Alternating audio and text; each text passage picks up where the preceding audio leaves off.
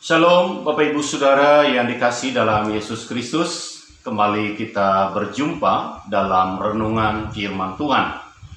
Kali ini renungan terambil dalam Mazmur 129 ayat 1 sampai dengan ayat yang ke-8.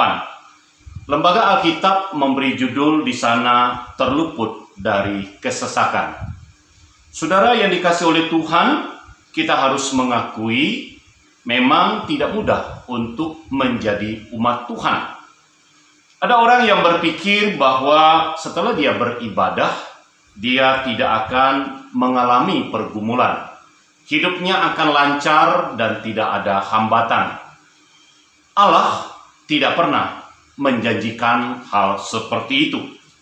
Bahkan kalau kita melihat selama manusia tinggal di dunia ini, pasti akan mengalami persoalan hidup, sakit penyakit, masalah keuangan, masalah pergumulan, pertengkaran, dan lain sebagainya yang kita alami mungkin saja secara berkepanjangan. Karena semenjak manusia jatuh di dalam dosa, penderitaan dan pergumulan bahkan persoalan merupakan bagian dari pengalaman hidup manusia. Mazmur 129 menceritakan tentang pengalaman penderitaan yang dialami oleh pemazmur. Bahkan pemazmur mengatakan sejak masa muda ia mengalami penderitaan. Bahkan penderitaan ini bisa saja datang dari dalam diri sendiri maupun dari luar diri sendiri. Mazmur ini lembaga Alkitab memberi judul terluput dari kesesakan. Penderitaan menyebabkan seseorang mengalami kesesakan serta beban berat. Pergumulan tersebut dialami bisa saja bukan hanya secara jasmani, namun secara rohani, bahkan mungkin sampai secara psikologis. Mazmur 129 hanya terdiri dari 8 ayat saja. Saya membagikan dalam 2 bagian. Bagian pertama ayat 1 sampai ayat 3. Ini adalah lukisan tentang kehidupan si pemazmur. Pemazmur menceritakan tentang pergumulan, penderitaan yang ia alami sejak masa mudanya. Pemazmur mengatakan betapa berat pergumulan yang ia alami. Bahkan ia mengatakan dengan lukisan pembajak yang membajak di atas punggungnya. Kiasan ini menunjukkan sengsara dan rasa sakit yang luar biasa yang ia alami.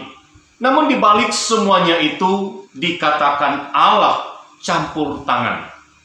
Tuhan menolong apa yang dialami oleh pemazmur. Bahkan Tuhan tidak pernah membiarkan situasi penindasan berlangsung secara terus-menerus tanpa jalan keluar. Dalam ayat 4 di sana menceritakan Tuhan memotong tali-tali orang fasik. Jika Tuhan sudah bertindak, itu artinya Tuhan menghentikan segala penindasan, kekerasan yang dilakukan kelompok orang terhadap satu kelompok yang lemah. Bagian yang kedua dalam ayat 5 sampai ayat yang ke-8, ini adalah menceritakan lukisan kehidupan nasib orang fasik. Saudara, dalam bagian ini melukiskan bagaimana nasib orang jahat yang mendatangkan kesengsaraan kepada pemazmur. Ayat 5 di sana dikatakan orang yang membenci Sion akan mendapat malu. Membenci Sion itu artinya adalah orang yang menjadi musuh Allah, orang yang menjadi seteru Allah. Pemazmur ini menceritakan bahwa orang yang menjadi musuh Allah, mereka tidak mengalami hidup yang lama. Diibaratkan seperti rumput yang ada di atas suatu rumah, yang sebentar mereka hidup dan mereka akan layu mati kena matahari. Itulah nasib dari orang-orang fasik. Kalau kita melihat kehidupan orang fasik seperti itu, kita akan mengatakan ini adalah orang yang tidak diberkati oleh Tuhan.